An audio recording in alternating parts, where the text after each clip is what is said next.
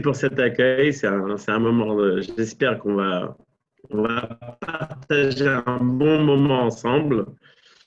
Et comme j'ai entendu la fin du show de Rav Bar Shichat, alors je comprends qu'il y a un Yortzeit demain et on va dédier le cours pour l'élévation de l'âme du défunt. J'ai compris que c'était l'enfant des participants, donc on va dédier ce cours à l'élévation de son âme.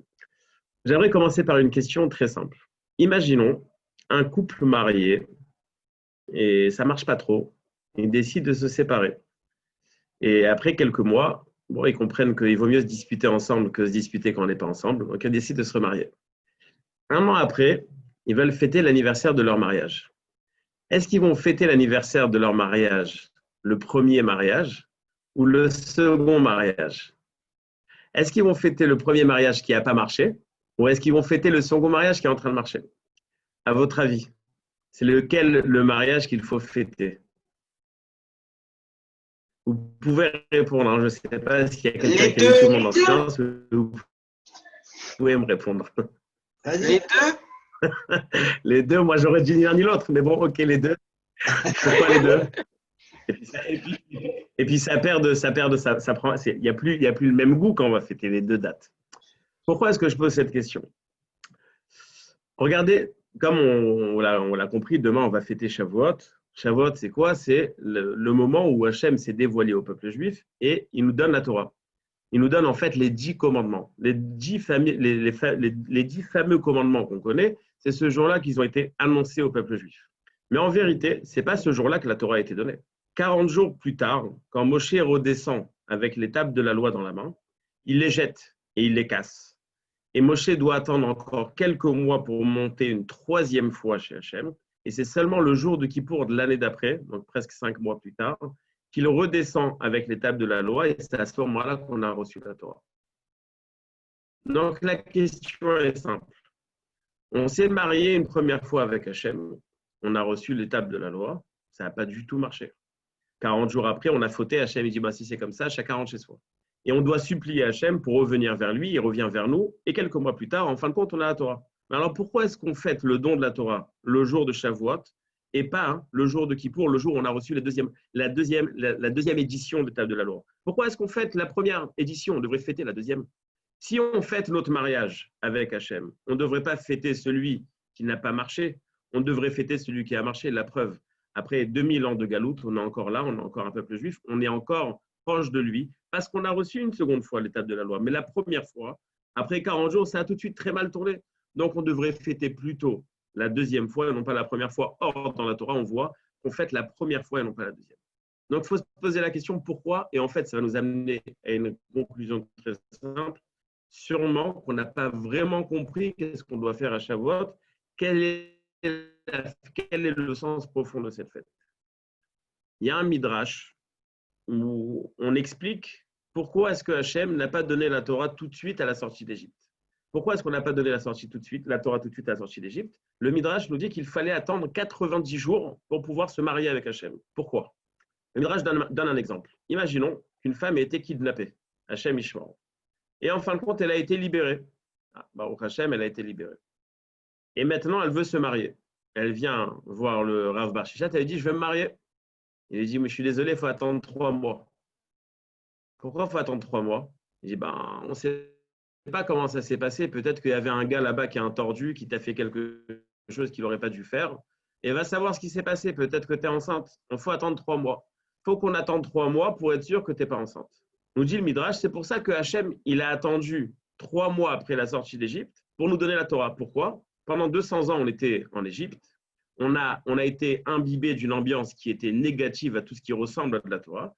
Et pour pouvoir se marier, il faut être sûr qu'on est capable de se marier avec Hachem. Il faut être au niveau. Donc, il faut attendre 3 mois. Mais en vérité, ce n'est pas vrai.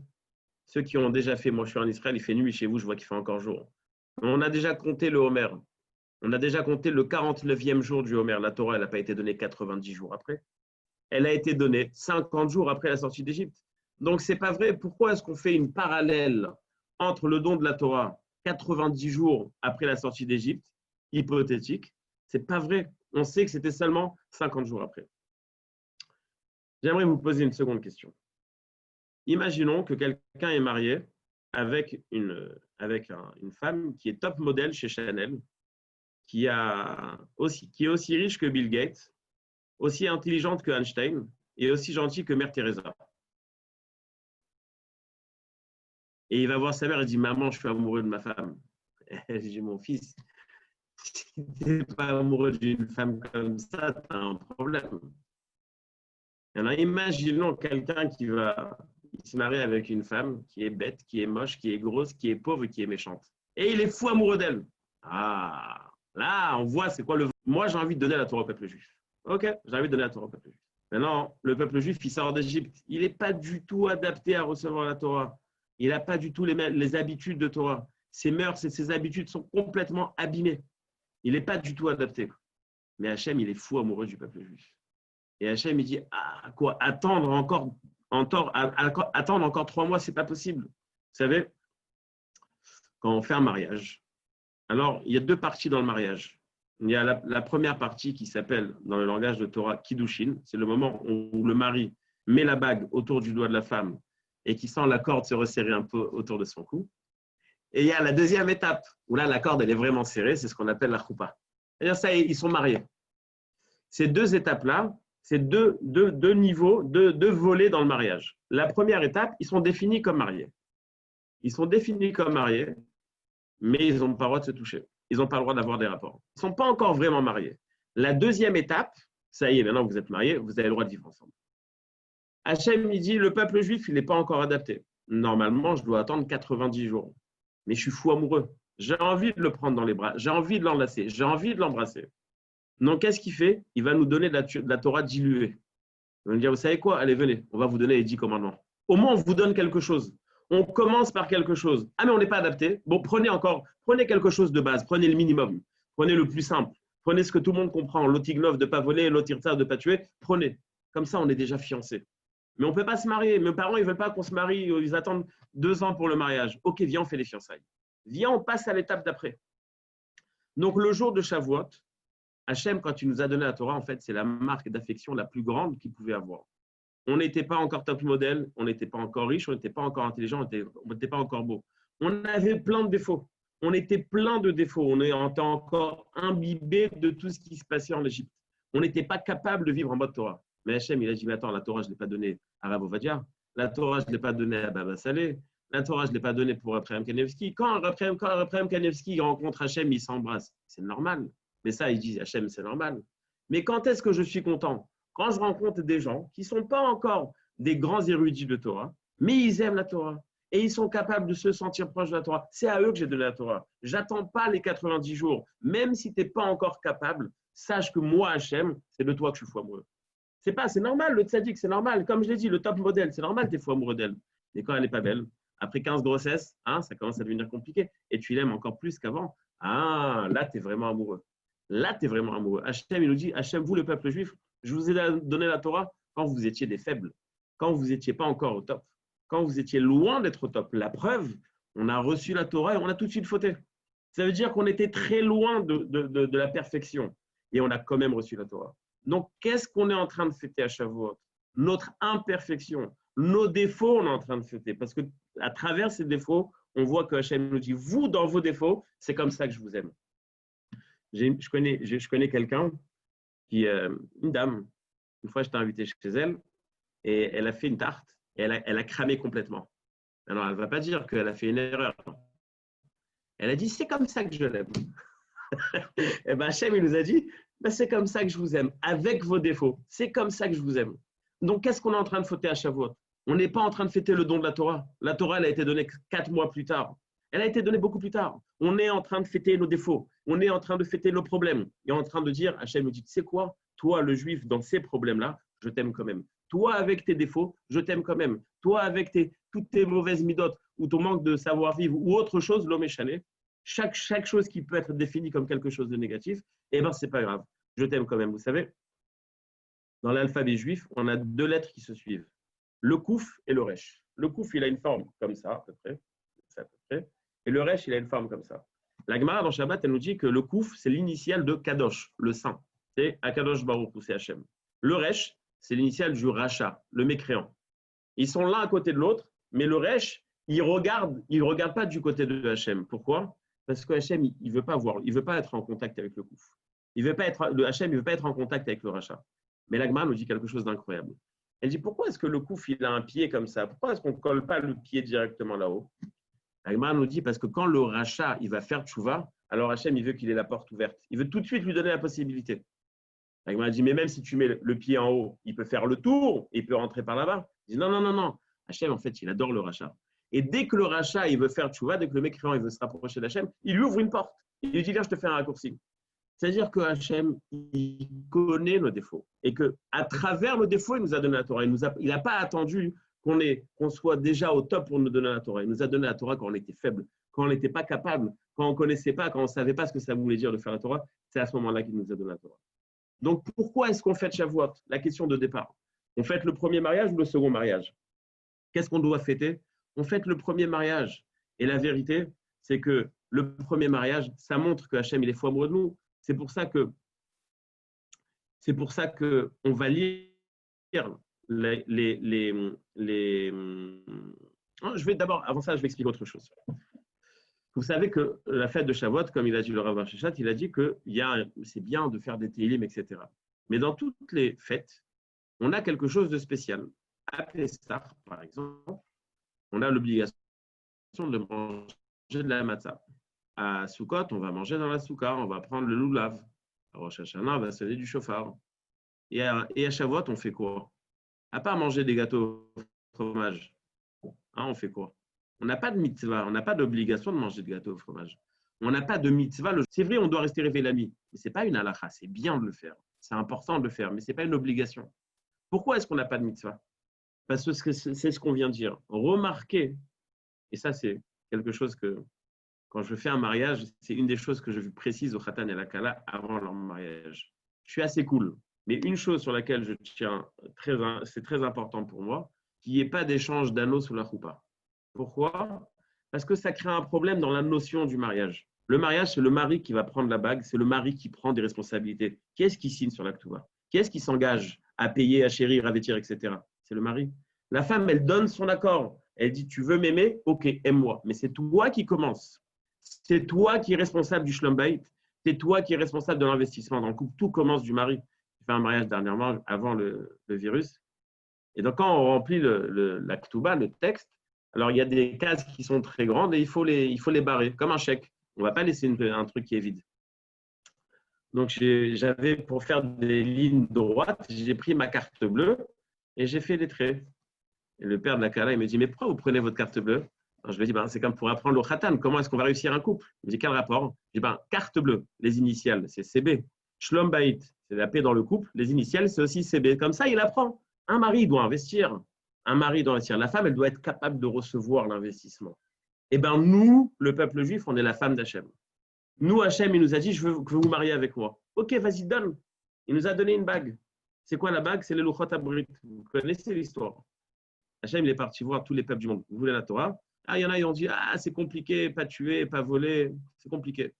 Il a dit au peuple juif, vous voulez la Torah? Les juifs, ils lui ont demandé combien ça coûte. Alors, Hachem, il leur a dit, c'est gratuit. Alors, ils ont dit, c'est gratuit? Bon, alors, on en veut 2. C'est pour ça qu'on a 2 tables de la loi. Mais en fait, Hachem, il a voulu se marier avec nous. OK? Hachem, il a voulu se marier avec nous. OK? Alors, on est la femme. Alors, c'est Hachem qui met la bague. Alors, on ne fait rien du tout. On n'a pas de mitzvah. On dit à Hachem, tu veux te marier avec nous? Eh bien, vas-y. C'est toi qui vas acheter les anneaux. C'est toi qui vas investir. C'est toi qui organise le mariage. C'est pour ça qu'à Shavuot, on n'a aucune mitzvah. On n'a aucune obligation à Shavuot. Aucune.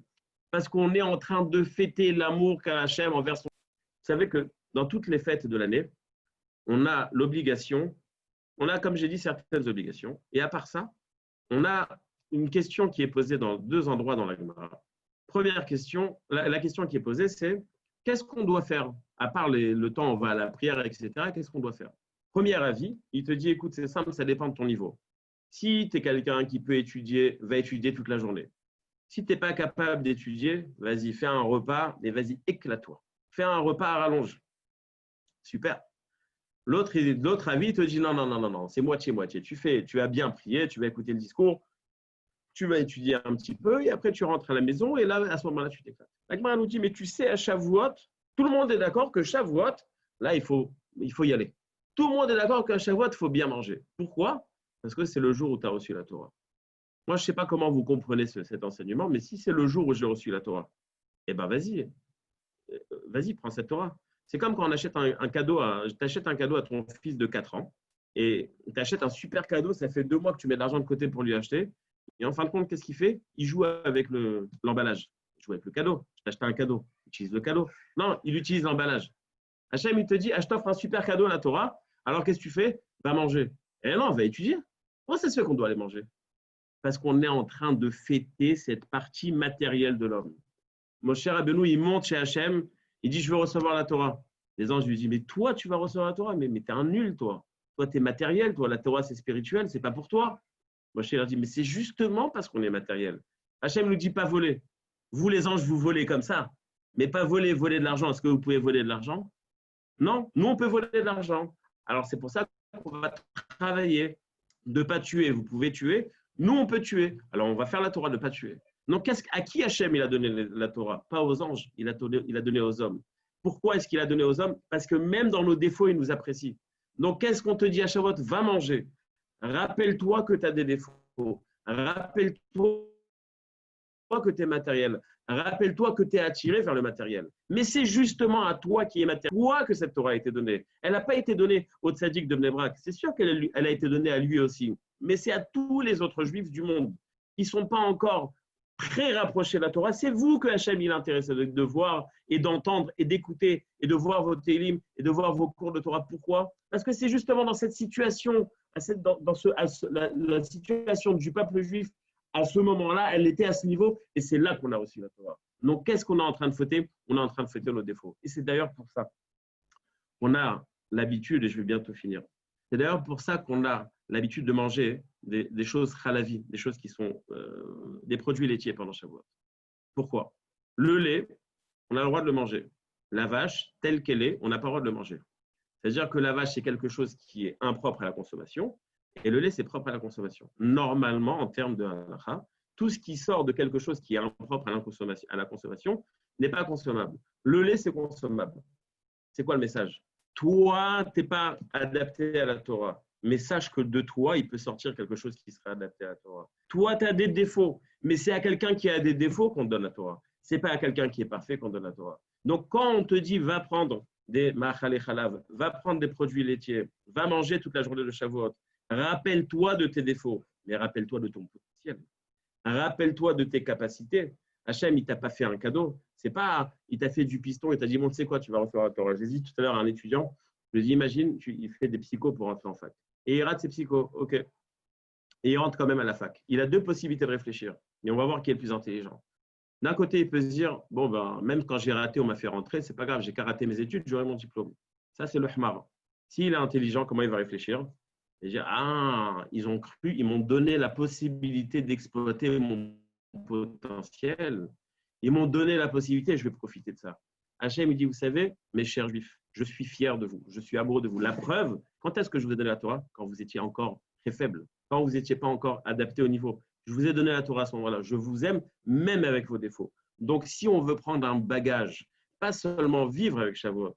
Vous avez déjà entendu quelqu'un qui dit, je suis parti à l'aéroport, j'ai visité, c'était super. Non, ça n'existe pas. Je suis parti à l'aéroport pour voyager. Je suis parti à Shavuot. Tu as écouté, c'était super, tu es rentré chez toi, tu es resté pareil. Non, ça ne sert à rien. Si tu n'as pas compris que maintenant tu dois décoller, tu n'as pas compris c'est quoi le message de Shavuot. Shavuot, on te dit, je crois en toi. Je sais que tu es capable. La preuve, je t'ai donné quand tu étais faible, quand tu étais fort. C'est normal que j'investis avec toi. Tu étais le meilleur sur le marché. Non, quand tu étais faible, je t'ai dit, tu vas réussir. Je t'ai donné le plus beau cadeau du monde. Je t'ai donné la possibilité d'exploiter ton potentiel et de devenir le peuple qui est unique, le peuple qui a survécu l'histoire, le peuple qui a créé l'histoire du monde, le peuple qui vit l'histoire du monde et le peuple qui créera l'histoire du monde.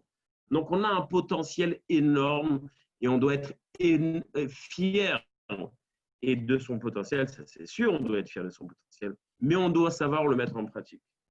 Et j'aimerais terminer avec le fait que vous avez de la chance. Je ne sais pas pourquoi. Vous avez un super rabbin. Il faut savoir en profiter. J'ai écouté la fin de son discours. Ça m'a fait quelque chose. Vraiment, ça m'a fait quelque chose. Et quand vous avez un rave comme ça qui vient et qui, bon, maintenant c'est à distance, mais il vit la communauté et il est intéressé de vous voir avancer. Et il va se prendre la tête pour avoir tel Rav qui va venir intervenir et faire des choses, faire avancer, parler avec le cœur comme il a su le faire. Il faut savoir en profiter.